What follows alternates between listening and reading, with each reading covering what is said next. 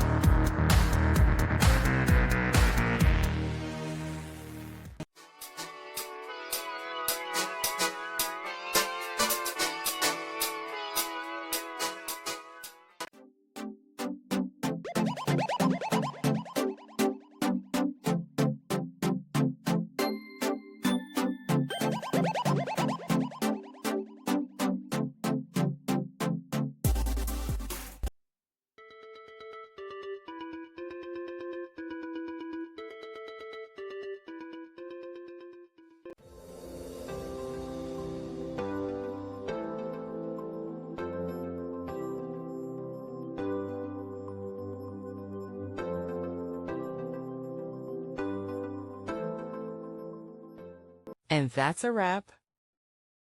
I hope you found the answer you were looking for. If you did, take a second to hit that subscribe button. It really helps out. And let me know in the comments which solution worked best for you. See you next time in the debug zone.